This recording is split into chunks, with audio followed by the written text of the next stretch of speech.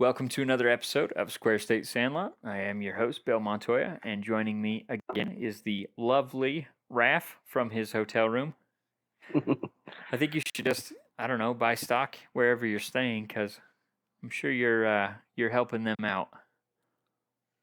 Yeah, it is not cheap at I think, Holiday Inn Express in Casper. There you go. Holiday Inn. We'll go ahead and look for a check for this sponsorship. So this week is, I think actually last week was our third year, or I guess the start of the third year on the podcast. It's crazy how quick it's gone, but yeah, we've been doing this for quite a while, so that's something to celebrate, I guess. Coming at you almost weekly for the last 2+ years now, going on to the third year here. So thank you guys for always tuning in and always giving the comments and feedback. We do appreciate that. But without further ado, we will get into the topics of the week. And NFL, we just had, I kind of wanted to give a pick for Thursday night football tonight when we're recording this, but by the time we actually started this, the game's about over. Last I checked, the Bears were up by 10, so we'll see if they give away that lead they built up like they did last week in Denver. But we will go over the week 4 that was.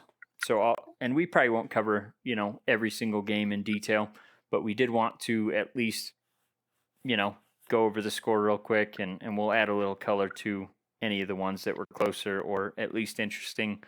And then we have a couple, I've got a trade to propose, and then just some news and notes from around the league. And then we'll talk a little bit about my Raiders.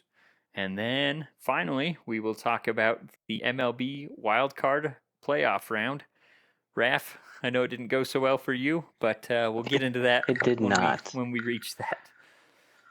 So without further ado, I'm just going to go down game by game. Like I said, I won't put a ton of time into these just because, like I said, some of them were blowouts. Some of them, quarterbacks were missing, all that fun stuff. So let me just pull up the schedule here. I had it up, but I must have accidentally closed it. So starting with the Thursday night football game last week, which was actually, a decent Thursday night football game, unlike most of them, although this Bears-Commanders game has been pretty good as well. But the Detroit Lions beat the Packers 34-20. It was a pretty convincing win. David Montgomery had, I think, 3 touchdowns. So it was close-ish till it got further along in the game. Anything you saw from that game that convinced you Lions are the greatest or the Packers are terrible? Well, I just feel like the Lions, they came out at the gate swinging because they had a really good lead early on, and then when they let it go a little bit. I think the Packers are still finding themselves, and Love is, like once he gets settled in, then he's starting to show up. So that was like the same thing last week, I think. So yeah, well, and that's the Raiders' upcoming opponent for Week 5. So I definitely had my eye on this game, and I do think the Lions are the class of the NFC North at this point. Packers have surprised me a little bit, and then you have the Vikings that have kind of fallen off, and then the Bears are, historically bad almost. Although, like I said, they could pick up their first win tonight. We shall see if they hold on to it. Not holding my breath, but I do think the Lions end up winning this division. I think they will be, represented in the playoffs, and I wouldn't be surprised to see them make a run because last year they had the awesome offense. Teams could not slow them down, but on the other side of the football, they couldn't stop a nosebleed. So this year, they have been much better on the defensive side of the football, and the offense has been there. So I think this is a team that obviously they've played some of the weaker competition in their own division, but they played the Chiefs real tough. Chiefs obviously look to be one of the stronger teams in the NFL. So I think this is a team that's going to be in the mix towards the end of the season. So we'll move on from that one. There was an early morning game on Sunday in London, and that was the Jags and Falcons. not much to talk about here.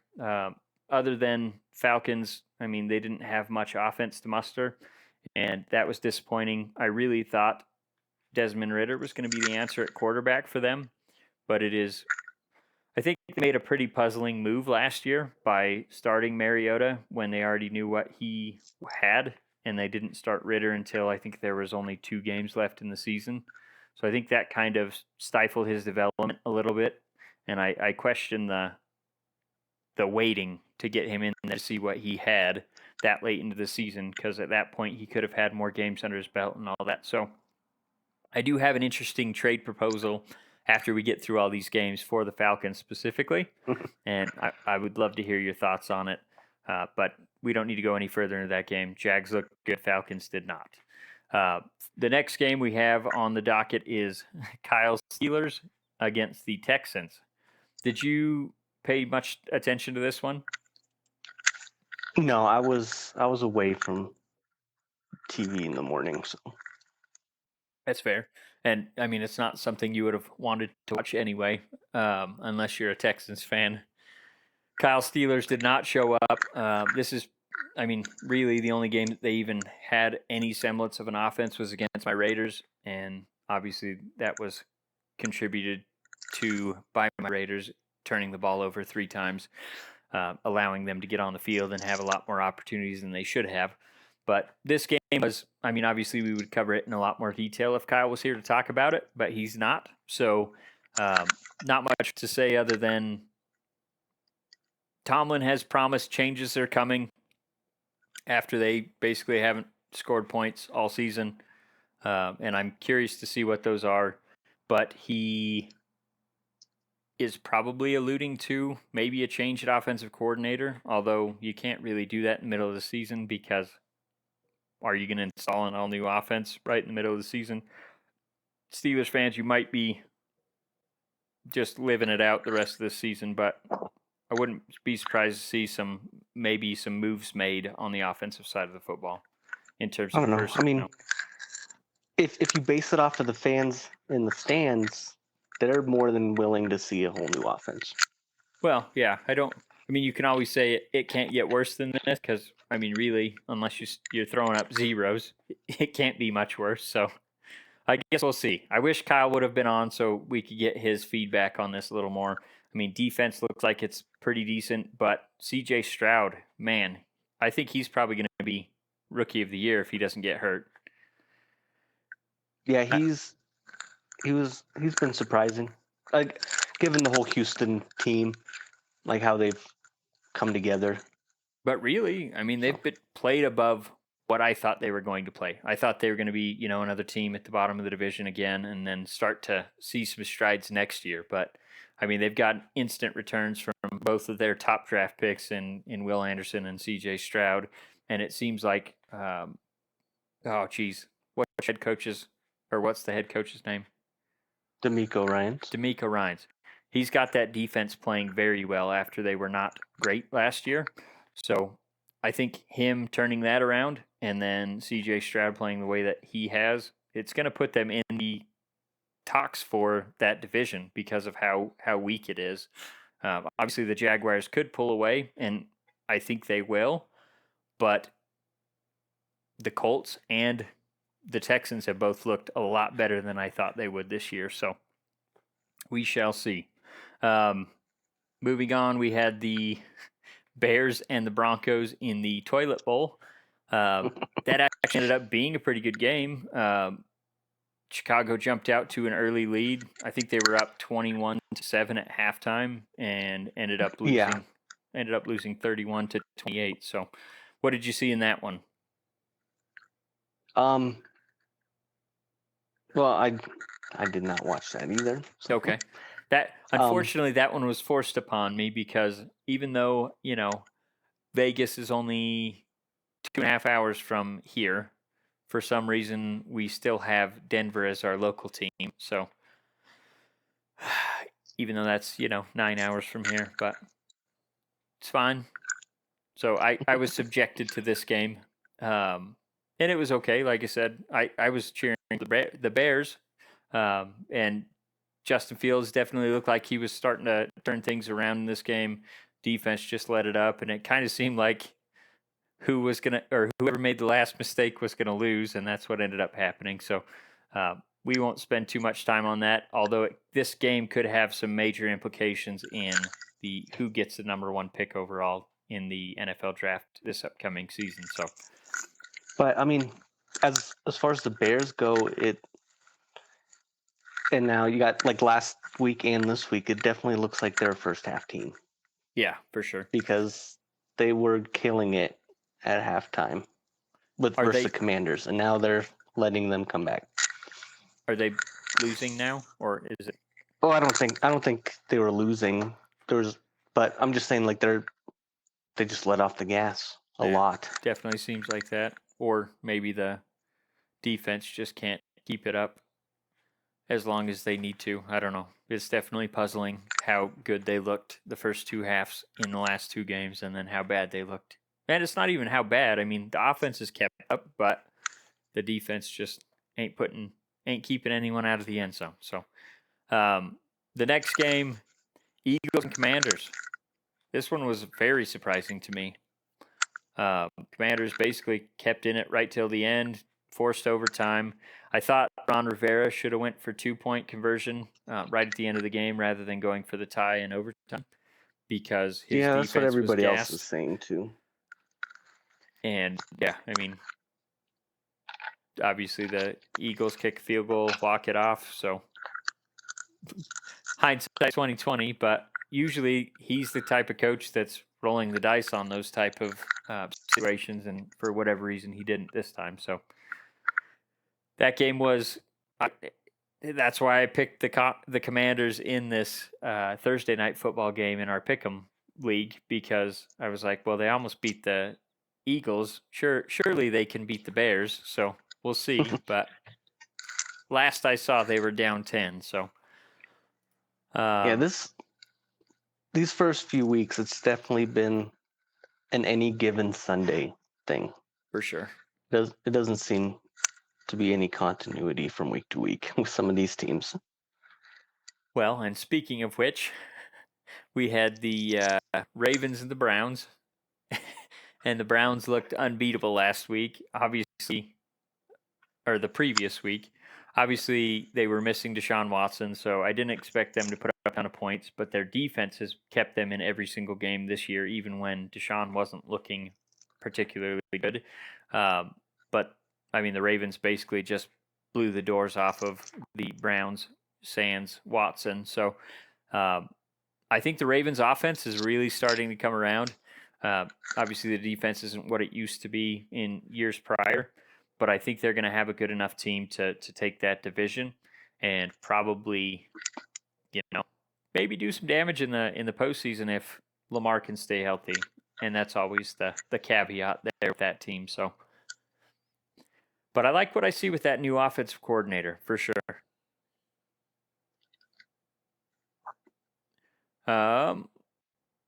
What's the next one? Vikings Panthers, another one we probably don't need to spend too much time on. I mean, it was a battle of the 0-3s again in this game. Carolina never really looked like, I don't know. I mean, I didn't watch this one too closely because of what it was. Justin Jefferson got his. The Panthers need a true offensive weapon for. Oh, jeez. The little kid to throw to. Bryce Young. There we go. Yeah, they need a weapon for Bryce Young to throw to, which they had in DJ Moore, but obviously they used DJ Moore to get that pick, and he is tearing it up tonight in Chicago. But they've already expressed interest in acquiring a true number one wide receiver to help him out. They say they're committed to him, so I don't know who's going to be available that's a true number one wide receiver. It sounded like Devontae Adams may have wanted out of Las Vegas, but every chance he's had to push back on those rumors, he has. So as of right now, he's committed to being there in Las Vegas to help turn around the Raiders. But if they lose, 3 of the next 4 before, actually, I guess the next 3 before the trade deadline. He might change his mind on that. So that's something to keep an eye on. But like I said, Vikings, Panthers, battle of the 0-3s. Vikings squeaked it out there at the end. And I think that's probably all we really need to say about that. Did you watch the Bills and Dolphins game? Please tell me you watched this one.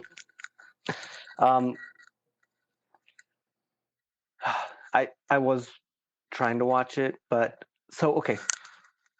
So in Montana, you can't do like FanDuel, like sports betting parlay stuff, unless you go to like a bar. So since I was in Wyoming, I was like, oh, since I'm here, I should use the $26 I have in here from 2 years ago. So I made a parlay bet with the Dolphins beating the Bills. Oh boy. And when it, by like halftime, I was like, they ain't gonna do it. And I just lost my parlay on the first bet. Yep. Well, and I know there's only been like 7 teams to ever score 70 points in the history of the NFL. And in the game following them putting up 70 points, the record is 1-6. So I should have looked into that. History wasn't with them, but I also think that the Bills are on an absolute warpath because everyone was selling, saying Josh Allen doesn't have it anymore. They're not a good team. Defense is washed. And I think they took that personally from week 1 and really haven't looked back. And how Leslie Frazier plays defense is very conducive to a good matchup against the Dolphins. He plays, drop back zone, asks his safeties to stay back and come up and get a lot of those crossers over the middle and things like that. So the defense lines up well. And then I think the Bills have been getting a lot from their running backs, which they haven't had in the past. And then the Diggs and Josh Allen connection is as good as it's ever been. They added Dalton Kincaid, which is another weapon at tight end, on top of Dawson Knox. So I think they have all the ingredients there to have a great team. It still baffles me what happened in week 1, but I think that was the wake-up call that Josh needed to see everyone jumping off the bandwagon saying he can't play quarterback anymore, to really inspire him to cut back on those turnovers, play clean football, and do what he does best. And you saw that come out in this game. So yeah, they definitely found their groove. So, and that was in Miami. So, I mean, I think obviously they'll match up one more time in Buffalo, probably when it's a little bit colder outside, and that doesn't tend to Mike help. McDaniels doesn't care about the cold. Yeah, he doesn't. But I mean, bring on the cold. His team does. So anyway, I'm excited to see that matchup again later this season. And obviously, we're a Pro Bills podcast here, as long as Josh Allen is the quarterback. So, and they're getting back Von Miller. He's practicing this week, so a lot of good things to look forward to there. Other than they did lose Tre'Davious White for the season with a torn Achilles, so that's a brutal injury. Hate seeing that, especially where he was coming off, I think, the ACL 2 seasons ago. He missed the entire season and then was working back last season. He wasn't 100%. Looked 100% this season, and I mean, we're 4 games in and he tears his Achilles. So brutal loss for him. You could see the frustration. I think he chucked his helmet about 30 yards, so that was tough to see. Thoughts out for him. Hopefully he recovers quickly. Moving on. He needs to go hang out with Rodgers and follow his recovery plan. I've heard some interesting things coming out of that camp. Although he did say, it's a joke. But anyway. Okay. Next game was a NFC South matchup, and this one went exactly how I thought it was going to go. You might say I'm a car hater, but I'm not. But the Saints came into Tampa Bay and left with a pretty huge loss. Baker Mayfield is playing out of his mind. I definitely didn't see that coming. Obviously, I've always liked Baker, and I didn't think he was necessarily the problem in Cleveland, but to say on what is this, his third, fourth team, that he was going to have a career year, I definitely wasn't expecting that. So Yeah, I was like, that score also surprised me. And because I was looking at, making my week 5 pick, so I'm like, let me see what the Saints have been up to previous weeks, and like the highest scoring game, I mean, they won it, but it was 20 points. So they've not been scoring a lot. yeah, they haven't scored more than 20 points in any game this season. They share that with a team that I hold closely to my heart, as well as the Patriots. Those are the only 3 teams in the NFL that haven't scored more than 20 points. And honestly, I think 2 of the touchdowns in the games that they scored 18 in one, and then they scored that 20. Both of those games, they either had a special teams or a defensive touchdown. So it's not even the offense that's putting up those points. So there's a lot to be desired for their offensive side of football, but I was really impressed with what the Buccaneers have done with that defense, especially with their aging core. I was not expecting. I mean, I was talking they were probably going to be one of the worst 3 teams in the NFL at the start of the season, and they've blown away every expectation that I have had. Mike Evans, obviously, another good year for him. I think he might have got hurt. That's what I thought, but I think they have the bye this week, right? Oh yeah, they I think do. there was optimism that he would be back after the bye week, so I don't think it's anything too serious. But yeah, I mean, Derek Carr played in this game. There was many people saying he shouldn't play in this game because of the AC joint injury he got in the last game that held him out of the second half, and he played like he had an AC joint injury. So I guess we'll see as that situation progresses, but I wouldn't be surprised to see Dennis Allen getting fired again with Derek Carr as his quarterback. So we shall see. Going into the next one, we had Colts and Rams. This one definitely surprised me. The Rams have been another team that I thought was going to be doo-doo, and they have played very well, especially on the offensive side of the football. Defensive side has been better than I was expecting, especially after losing Jalen Ramsey. And then the Colts also have surprised the hell out of me. And they even, in fact, came back and tied it right at the end after trailing. I want to say that they put up 15 points in the last half to come back and tie it. I'm looking at the scoreboard, and they did 15 in the fourth quarter. They did 8 in the third. Yeah, so they scored all their points in the second half. Came back, tied it, and then obviously lost in overtime, 29-23. But it was, and my uncle Gary's, he's a huge Colts fan, so he was a tale of 2 halves for sure. I mean, he was disappointed in the first half, but then as it progressed, he said, "Oh man, they're actually fighting back.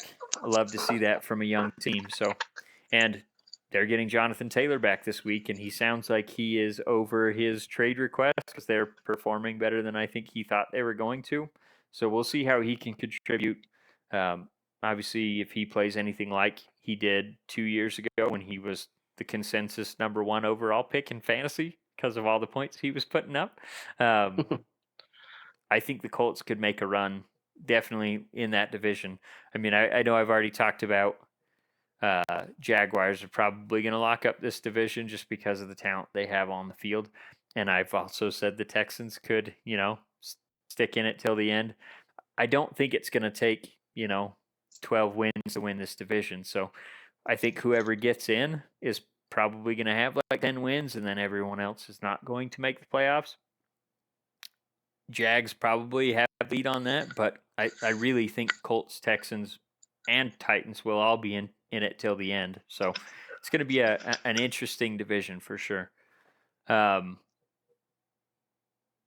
Anything else to add to that? I mean, Puka Nakua is awesome, and they're getting Cooper Kupp back this week. So, how are you feeling about them Rams? Yeah, I know you love them. I wasn't really expecting. I was expecting them to be like hurting early on and kind of being defeated, but now they've been staying in it, and now they're going to get who should the other number 2 receiver in like fantasy basically should have been as far as points go already, but yeah, there's been a lot of surprises so far. Yeah, and I'm going to be interested to see what Cooper Kupp coming back does to Puka Nakua's numbers. Obviously, I think it'll have an impact, but I don't know if. I mean, it's quite clear that Stafford's built up a good rapport with him, but you saw what he did with Cooper Kupp too in the last few years. And Stafford has looked very good. Like, I think he's completely over that elbow injury now because he's slinging the rock. You got Nakua as right now he's their number 1 receiver, but with the numbers he's putting up, it's like, is anybody covering him? Yeah. So if they are double teaming him, it's not working. So and then having Cooper in there, they definitely can't double team Nakua. So can't double team everyone. I imagine it'll just be more of the same. Yeah, I'm interested to see what they do. Obviously, Cardinals are even better than we thought they were going to be. So your division went from being a one-horse race to now it looks like it might at least be interesting. I think you guys still run away with that division, but yeah, I see us keeping a good lead on everybody, but I didn't expect anybody else. Maybe the Seahawks. Yeah, they would be in wild card contention, but now it's looking like kind of anybody could get that wild card spot. So. Well, yeah, I mean, Seahawks, they don't look like they've really lost a step. So, I mean, all those teams in your division, and Josh Dobbs is playing out of his mind in Arizona. I don't think they'll even try to bring back Kyler Murray. I think he's feeling a little insecure in seeing what Josh Dobbs is doing. So I think he's going to try to come back. But, I mean, he had that ACL so late in the season. I would be surprised if he comes back anytime soon. But, I mean, he's eligible to come off the PUP right now, but they haven't said that they were going to activate him. They haven't even indicated that he's getting close or anything like that. So he's said that he wants to come back, but I don't know when that's going to be, if at all, this season. And they could look to move on, even though they just gave him that big contract. They obviously were looking towards Caleb Williams, perhaps, based on roster construction, but I think the move that they made for Josh Dobbs probably made that so it might not be a winning strategy for them, because I don't think they're going to be in the spot for that number 1 overall pick, but we'll see. Yeah. He's been surprising, and the team, rallying around him and Connor, and I wasn't expecting that at all. And maybe Murray just needs Murray. I can't say it right now. He should just stick to Modern Warfare, I guess. Calamari. Calamari. Calamari. That's how I haven't eaten calamari said in forever. Okay, so another just strange matchup for me was the Titans and the Bengals. Bengals are still just absolutely atrocious on offense. Joe Burrow, I don't think he has the mobility that he needs to. Obviously, he's not like a scrambling quarterback or anything, but you still need to be able to step up in the pocket, move around. I really think it would be smart for them at this point in the season, where they're already 1-3 and not putting up points. You've got your star wide receiver in Jamar Chase, frustrated as hell. I'm sure all the other receivers are frustrated as well. They need to sit him down. Like, I don't know if IR is the answer, sitting him for 4 weeks. Probably not. But I think they need to get him back to full health before they run him out there. He's, your newly $250 million quarterback over 5 years, something like that. I think it was even higher than that now that I think about it. But I think you need to get him healthy if you want to have any chance at making a run towards the end of the season. Doing this thing where you put him out there and he's not healthy enough to play well, I mean, obviously it's not getting you wins. And if you get boat raced by the Titans that were struggling in the past 3 weeks to put up any points, you lose by 27 or 24 points. Something's going on there. Yeah, that's. I don't know. They may just need to, because like they don't have a bye week for another 2 weeks. Yeah. So. And then that makes sense. And then after the bye week, sit him the next 2 weeks. He gets the bye week after that. 3 weeks should, in theory, be enough to heal a calf. I think the initial diagnosis when he had that was, I think they said 4 to 6 weeks, but that was right before the start of the season. So I think they probably deferred to him, and he felt the pressure of having that new contract and saying, "No, I want to go out there and play." Hindsight, they probably wish he would have just sat out the first 4 games of the season, because they probably could have went 1-4 without him too, or 1-3 without him too. So I don't know. I mean, this is a puzzling one, and obviously we both had them predicted to go deep into the playoffs. I know I had them as a Super Bowl team. I can't remember if you did. I'm pretty sure I did too. Yeah, so that's not looking like a safe pick at all, especially with losses in the division already. So I don't know. It's gonna be tough sledding for them, especially if Burrow doesn't get right sooner than later. And also earlier I misspoke. Bills were at home against the Dolphins, so they'll be going to Miami later in the season. But they'll all be cramping up on the sidelines and stuff. Yeah. It's gonna be so hot. I think they'll be thawing out a little bit, more like it. They'll probably go there early just to warm up. Okay, so we talked about that one. Chargers, Raiders. I hate my team. We'll go more into the Raiders later, so I won't talk too much about that one. In fact, let's just leave it at that. 24-17. I'll say the score, and then I'll get more into the Raiders when we talk about them. So let's go on to Cowboys Patriots. This was another absolute blowout. I was talking to my brother-in-law Gage. He's a huge fan of the Patriots, and I said, I need your team to win, so I don't have to hear "Weed and Boys" this week. And it was looking good through about the first drive, and then Mac Jones started throwing interceptions on every other drive, and eventually got pulled for Bailey Zappi. Not much to say in this one. I mean, Cowboys took care of business at home, and the Patriots looked awful on offense, as they have the entire season. They lost Christian Gonzalez, and they also lost Matthew Judon, so defense took 2 big hits. They did trade for J.C. Jackson from the Chargers, who was previously on the Patriots, was a very good cornerback for them while he was there, but they let him walk in free agency. And like most Patriots that walk away for big contracts, they end up back in New England after they get paid. So I don't know what else to say about that one. Probably not much to say. Let's go into your 49ers against the Cardinals. What did you see in that one?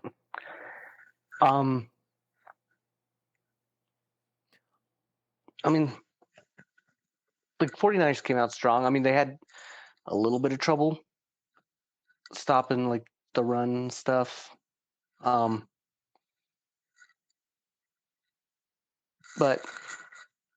you know, kind of it was. I don't know. I thought it was kind of boring. Like, I wasn't worried. There were a couple of dumb mistakes and stuff, but yeah, and it was a closer game than I thought. I mean, obviously the end score doesn't look close at all, but the Cardinals had it 16-21 in the third quarter, so I definitely didn't see that coming. Like we've talked about, Cardinals have looked really good for what we expected them to be all season. The only thing that concerns me about you guys is your utilization of Christian McCaffrey so far. It seems like, It has been a lot. yeah, But I mean, like Ayuk in that game had well over 100 yards. 148. Yep. So It- it's like I forgot who I was telling or talking about it with. Is like, when McCaffrey was on the Panthers, that's all you had to worry about. It was just 5 people swarming McCaffrey all the time because that's the only person they had to go to. Where now it's like we go to McCaffrey a lot, so you can expect it, but we're not going to him every time. So they have to keep people available to tackle somebody else. yeah. I don't know. I just worry because Christian had 20 carries for 106 yards, 3 touchdowns. That's fantastic, obviously. I think he had a receiving touchdown too. Yeah, and then he had 7 receptions for 71 yards and 1 touchdown. So I just worry that Kyle is seeing what he can do in that offense and just gonna run him right into the ground. So that's my only concern. Obviously, you guys have looked No, fantastic on both sides of football, but it is a little worrying. Like my little group I have of little, Facebook group chat with some other 49er fans. It's all like, give Mitchell the ball sometimes. yeah, because He's good too. you definitely want Christian healthy towards the end of the season when you guys are trying to make that playoff run, and then at that point, by all means, use him because he's gonna be what helps make your offense successful in the playoffs. But regular season, you guys have enough weapons that you don't need to burn him into the ground, and then at the end of the season you don't have him to go to because he's hurt. Like I said, that's my only critique. No, that sentiment is shared. But he could do no wrong that game. Yeah. Yeah, I saw him he had the hat trick I think before halftime, if I remember right. I don't remember that part, but I'm pretty sure he had 3 touchdowns before halftime. But anyway, Sunday night football game. Of course, we had the Taylor Swift show. There was also a football game. Um, the Chiefs played in New York against the Jets, and Zach Wilson had probably his best game as a pro. Probably would have beat the Chiefs, except for he had a fumble right at the end of the game. Of course, he said to his teammate, I cost us this game, which was not true at all. Like, he definitely played an absolute great game. Took care of the football, got his receivers the ball in space, did everything that he could do other than that one fumble.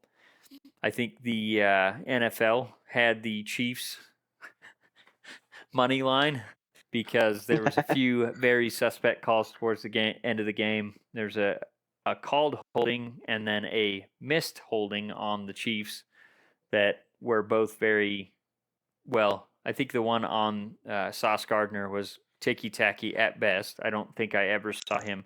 Sure, they made contact. I never saw him grab a jersey, never saw him disrupt the receiver's route. So that one was very questionable.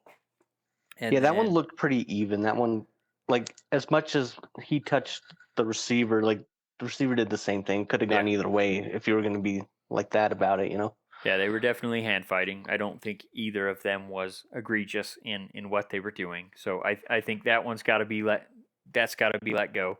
And then on that scramble play that Mahomes had, I can't remember what the down and distance was. It was 3rd and forever, and the left tackle absolutely just hooked up, grabbed the guy by the jersey. The guy's literally like flopping, trying to get loose to get away to go after Mahomes, and I don't know how they missed that one. But anyway, the obnoxious thing about this whole game was Rodney Harrison, after the game, trying to bait Chris Jones into saying that Zach Wilson is a trash quarterback, trash player, tried like multiple times. So that was awful. And Chris Jones obviously took the high road, said, no, I think he's got all the tools to be a phenomenal player. He played great game. and he's continually grown throughout his career, things like that. And Rodney just kept trying and trying and trying to get Chris Jones to say that he was an awful player. So NBC do better.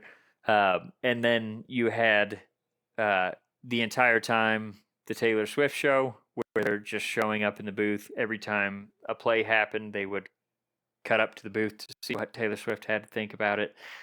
That was super obnoxious. And then after the game, the NFL, Twitter, and I think it was Threads was the other account. They put Taylor Swift as their banner, and then said that the Chiefs are 2-0 in the Swiftie era or something like that. This is the official NFL account, so I mean it's getting it's been obnoxious. It's getting almost exhausting how much they're playing into this stuff. So hate all that. I mean it started with commercials, and it's too much. Yep, for sure. And then Monday Night Football game was atrocious. I mean, we had the Seahawks, which I don't know why they keep doing this, but I think it was opening weekend. They had Jets and Giants back-to-back Sunday night and Monday night games, which they obviously play in the same stadium, so they have to change out the field surface and all that in one day. Field crews are working overnight trying to get stuff done. But they did it again this week with the Sunday Night Football game, Chiefs at Jets, and then Seahawks at Giants. So I don't know. Maybe they hate the field crew. I don't know what's going on with that. But Seahawks obviously killed the Giants. Giants had a lot of issues. They don't have any weapons on offense. Darren Waller has been missing in action. Daniel Jones has not lived up to his contract, obviously. Offensive line has been bad. I know they were missing their only good offensive lineman apparently in the left tackle. So there's many things wrong with this New York Giants team right now, but it almost seems like they've given up as a team. If you looked at the sideline at after halftime, coming out of the half, I mean they essentially look defeated already. So things need to turn around in New York, and I don't know if they're going to. I mean, it definitely doesn't look like it's going to change this season.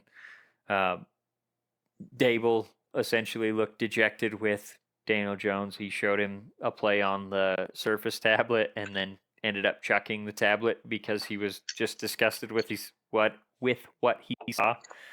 Daniel Jones missed a wide open receiver that probably should have had a walk-in touchdown on that play.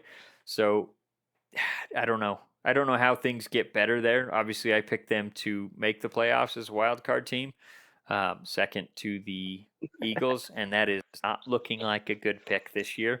And then Seahawks have actually looked really good in, I think, all of their games except for, who did they lose to? Do you remember? Was it the Cowboys? I don't know. Let me take a gander. I can look at their schedule real quick. They lost to the Rams. Looks like week Rams. 1. That's who it was.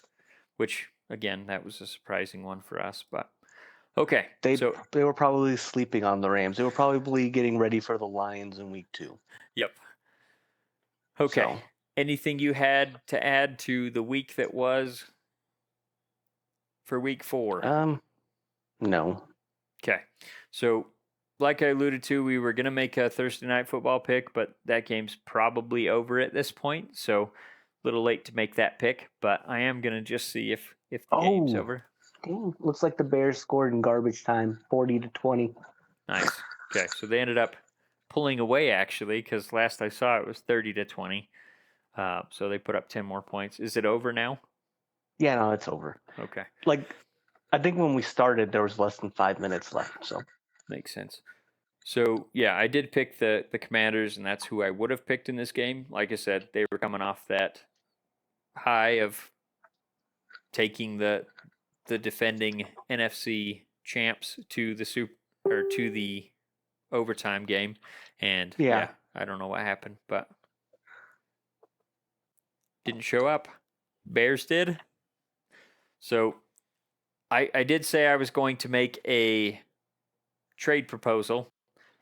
And I don't know if the Bears would go for this now, the way that he's looked in the last 2 games, but I was thinking the Falcons are probably a quarterback away from being the favorite in their division.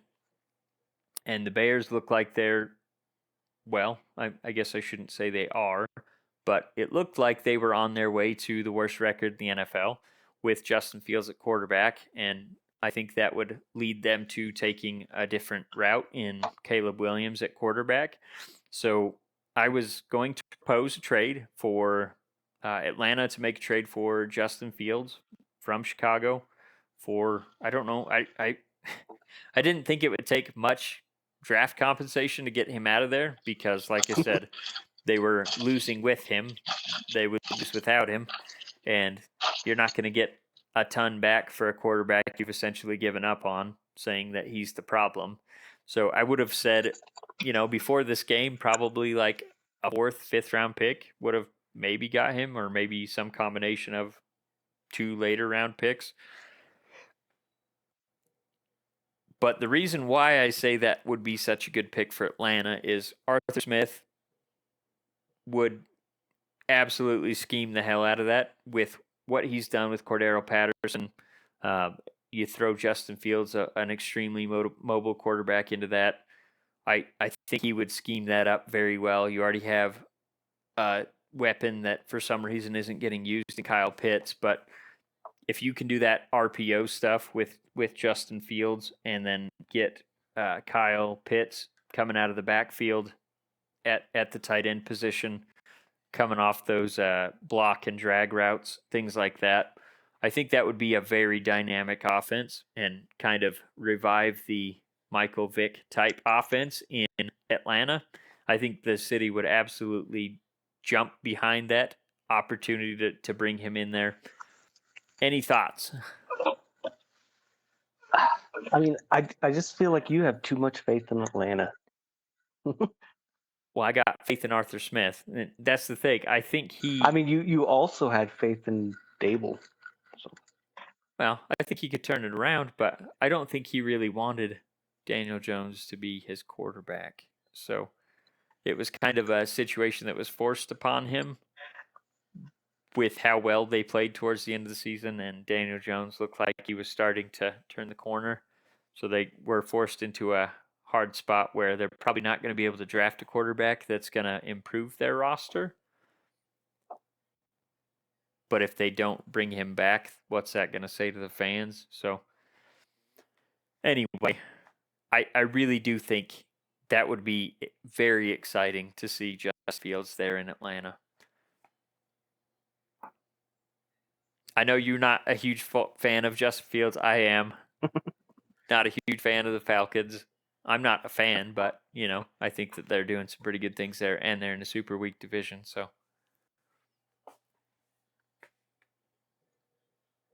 Yeah, I mean, I don't know.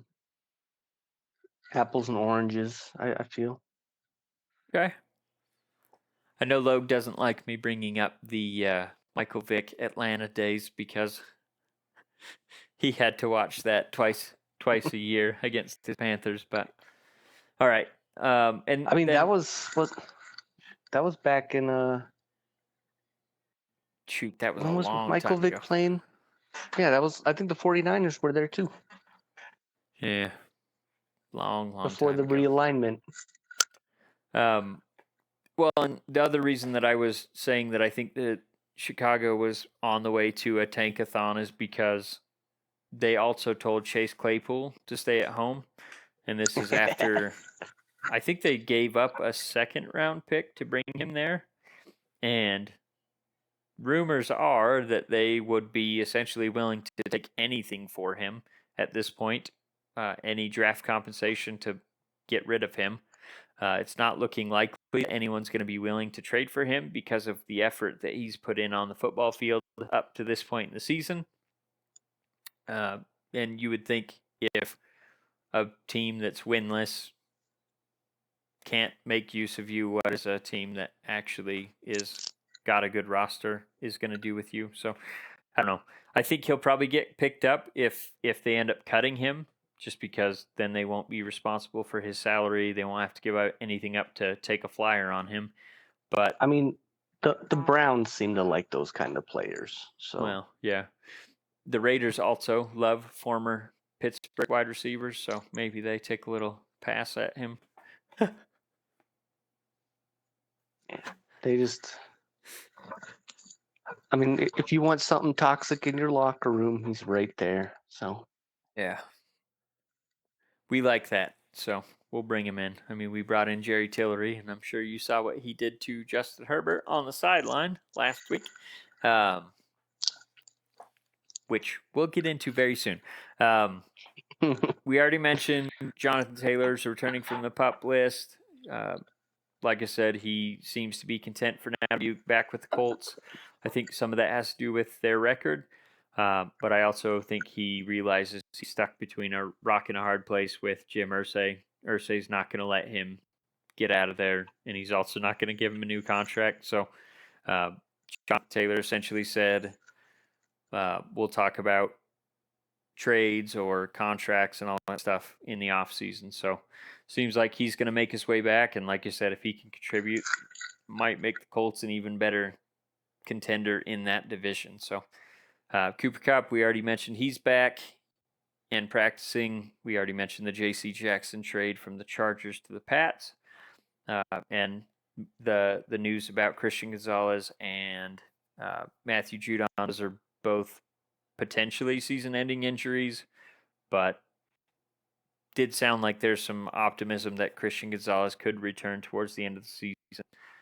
But if they get J.C. Jackson back and he plays like he did when he was there in New England the first time around, that's a huge pickup for, I think they just did a late round pick swap. So I think they gave up a sixth for the Patriots Patriots gave up a sixth for the Chargers seventh. So nothing really there. And then Chargers also absorbed a lot of the contract for this season.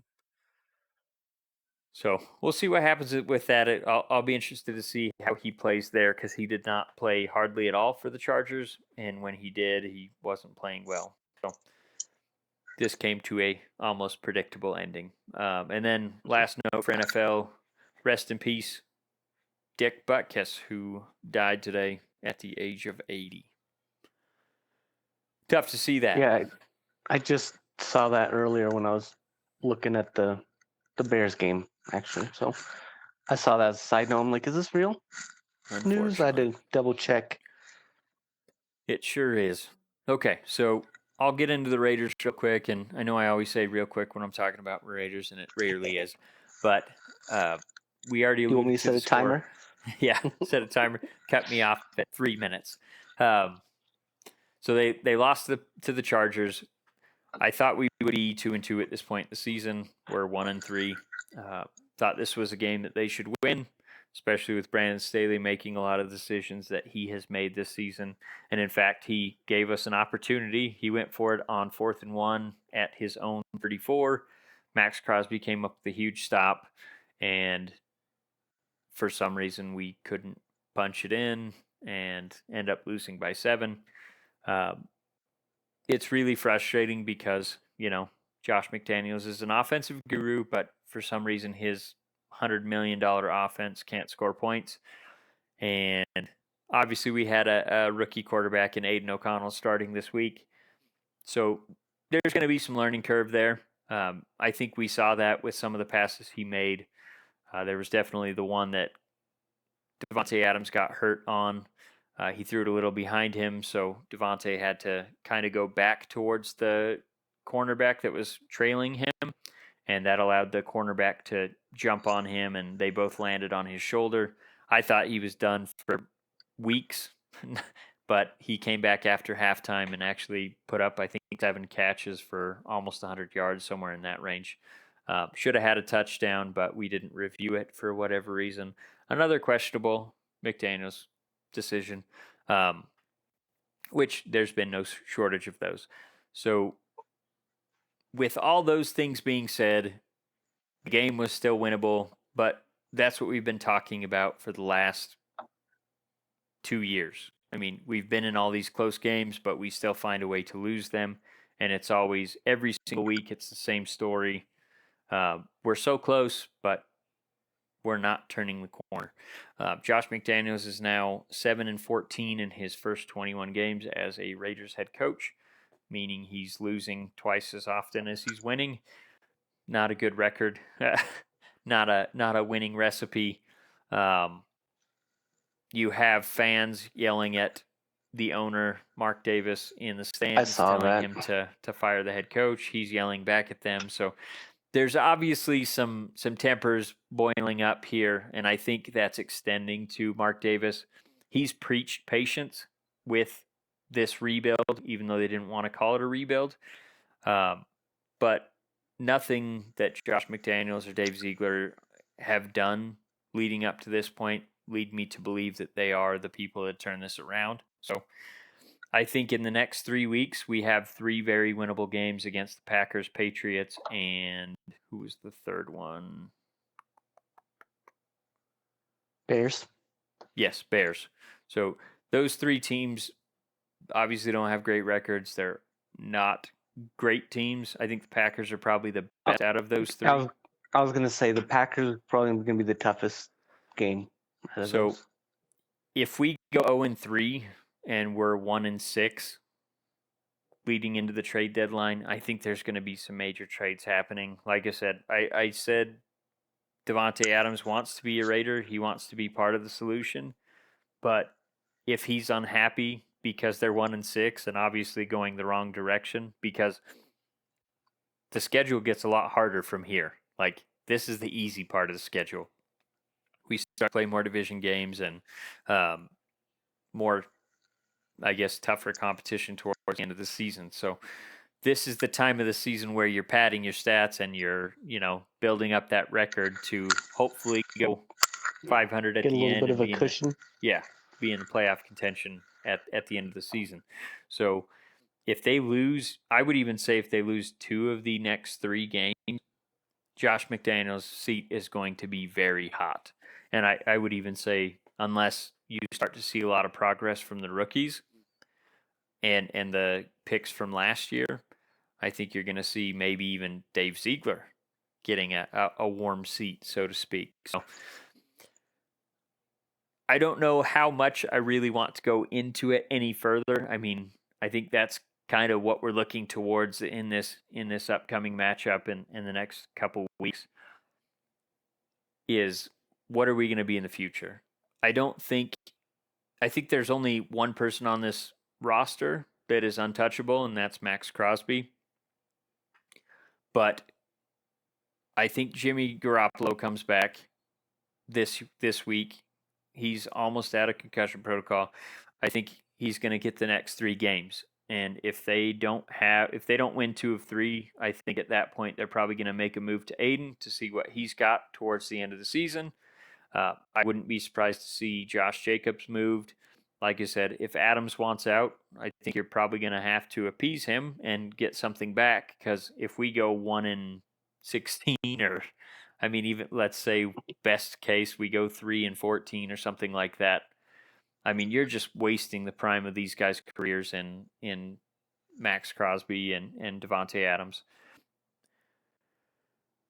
So as a favor to them, like, part of me would hope, that like, let's say Raiders do get like the first pick and they get Caleb Williams. Like, part of me would hope that Adams would like want to be there for this potential, all-star quarterback. But you are right. Because the next year, like, you're hoping for like 500. So, yeah, they are running out of time, unfortunately.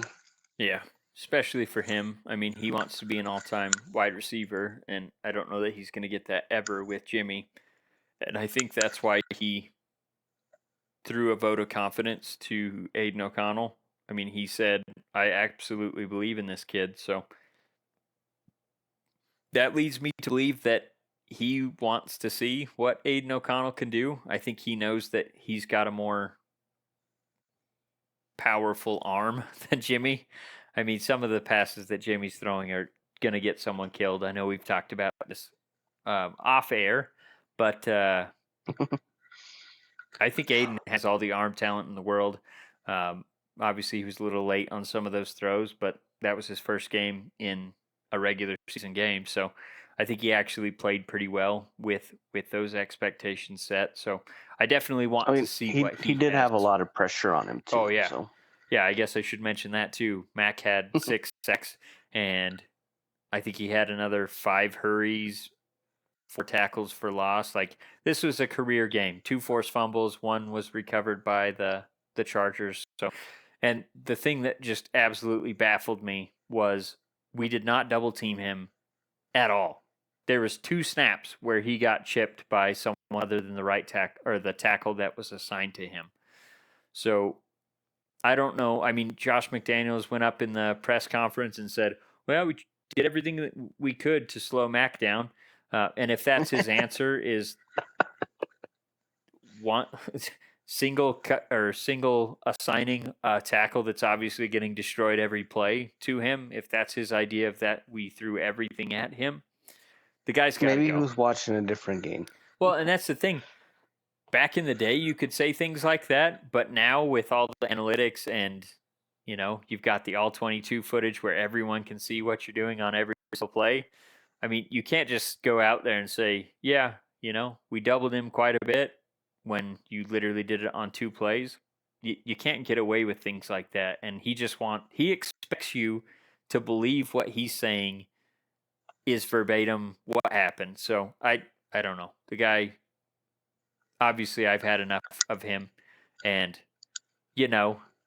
is the only thing that he knows how to say in those press conferences. So moving on from my Raiders, I think that was more than 3 minutes, but I didn't go too long. Let's go into the MLB Wild Card Round. Yeah. I know we already previewed this a little bit. Talk about your Rays and Rangers series. Well, I was at work for both games. And then when for the second game, when I actually got off work and could kind of pay attention, it was already over because it was like 7-0 or something. But I mean, even more disappointing than that is the attendance for both of those games was like 80%. Yeah.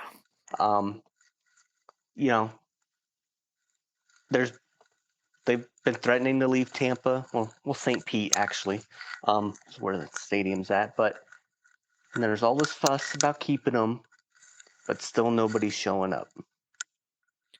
So, Yep. and like this makes me think like I don't know how set in stone that stadium plan is, because if I was them, I would be having some doubts about staying in Tampa. Yeah. Because I obviously hate Tampa doesn't care.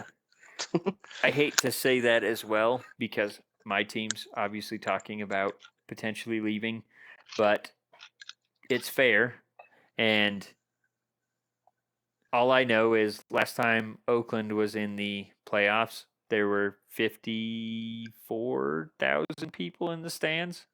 I mean, I think I was there for that game because I Yeah. lived in San Jose at the time, and I thought it was like 60,000. I think the capacity in that stadium is about 60, but they didn't take the tarps off of the outer sections. Oh, I don't know. All I know is the ticket I got was if I stood up, I could look over the outside of the stadium. Yep. So, Yeah, and it was packed. that was 2019, and I mean, the entire time they were saying this isn't a sustainable stadium and all that stuff. So, I mean, there's been the pressure from the ownership group saying, like, we're going to move from Oakland if we can't get this figured out. And I mean, they packed that stadium. That's one of the most electric environments you can see. If you go back, I know I've shared several times, especially when they announced that they were going to move to Las Vegas. I shared a clip from back when Grant Balfour was pitching for the A's as our closer, and I think it was I want to say it was year 2013, and the entire stadium was doing the Balfrage fist of fury. And it was just amazing. I mean, there's nothing like that environment that I've ever seen in any. I mean, the Phils, they had a pretty electric series against the Marlins. They hit that grand slam. That was probably the closest thing I've seen to Oakland in a playoff series. So anyway, I don't know. I think the stadium's pretty much set in stone because they got the public financing that they were looking for, and Okay.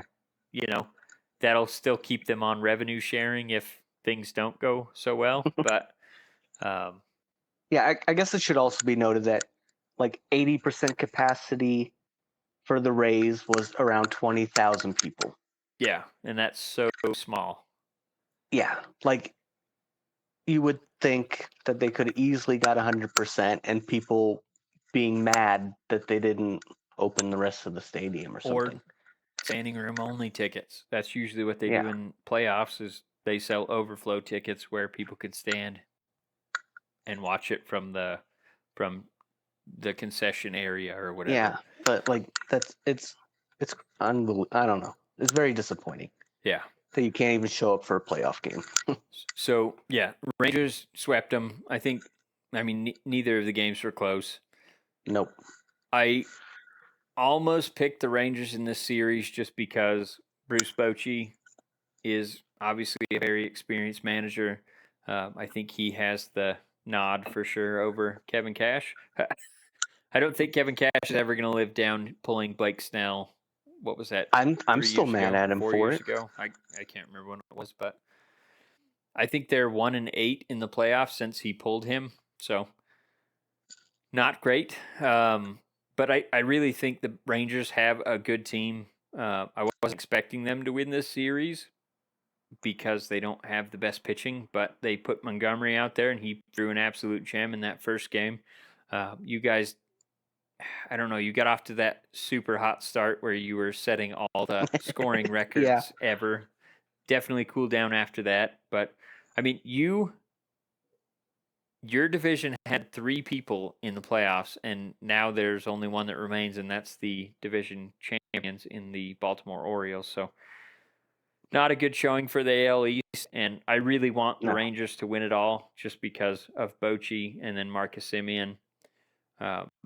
I don't usually cheer for anyone in our division, but I hate the Astros, so the Rangers are the lesser of the evils. I wouldn't mind seeing the Orioles win it either, but I am pulling for the Rangers because Marcus Semien was my favorite player while he was on the A's, and letting him go was an absolute travesty because he wanted to come back, was willing to take a lesser deal, but then they insulted him by saying, "We'll give you a 1-year, $12 million contract. We'll give you $2 million up front, and then over the next 10 years, we'll pay $1 million a year." And that's how they tried to keep Marcus Semien on the A's. So, yeah. Every time he plays the A's, like obviously I want the A's to win, but I want him to hit like 4 home runs in the game and us win like 9-8 or something. But yeah, so anyway, Rangers are my team I'm cheering for. But then in the other series, we had Twins beating the Blue Jays, and it was another series. It wasn't close. I mean, obviously, all of these wild card round were sweeps, so it's not like they were really closely contested. But yeah, the Blue Jays, their offense was not anywhere near what it was last year. I mean, you had Vladdy Jr. took a huge step back. Biggio was fighting off injuries all year. Matt Chapman had a very hot start to the season, but then pulled back.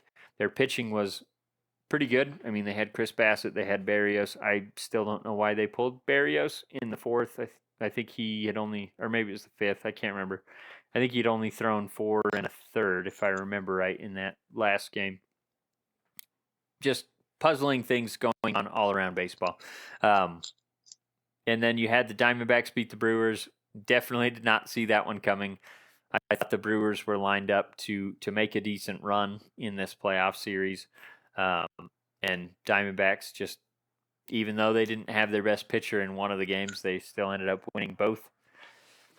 And then the Phillies beat the Marlins, and the Phillies, like I said, they hit that grand slam. Lights went out. Everyone was just going nuts in that game. So that was exciting. I can't wait to see the next division series and see how we end up. But playoff baseball, can't beat it. I could do without Philly Well, doing good. I know you could, Just, but I mean, I just, Philly fans. There's something else. And I mean, because I live in Montana, so I'm up north. So I think I'll have, and is it the Midwest, like Wisconsin, Minnesota? Is it not? So I'm gonna go for the Twins. the Twinkies, huh? Yeah. Like honestly, And I they're don't. also playing the Astros, so I'm definitely going for them the next series. Yeah, I really don't care who wins out of the AL as long as it's not the Astros. I will cheer for any of the other teams. Obviously, I can't. Oh, okay. Nope, not the Dodgers. Well, okay. I was talking about AL Not only. Phillies, not Dodgers. Honestly, I don't Yeah. really care in the NL. I hope whoever in the AL makes it that's not the Astros wins. But I love a lot of the players that are on Atlanta because they're former A's. Because we don't pay our players, we just trade them for. I mean, I prospects. lived outside of Atlanta for a couple years, so wherever I live, I kind of have a thing for teams. Yeah. Well, I lived in Arizona for a while, But so I pulled for them while I was there. okay, I lived in Sierra Vista, Arizona for like 6 months, but they're in the same division as the Rockies, so Yeah. they don't get that cheer love. for. But I can give some love to the Braves. That's about it for the NL. Yeah. And then, yeah, Rangers, Orioles, Twins. I'm not mad at any of those teams. So For sure. All right. Well, I think that's all we had for this episode. So I will get this edited, posted. I do thank anyone that is tuning in for tuning in, and we will catch you on the next episode.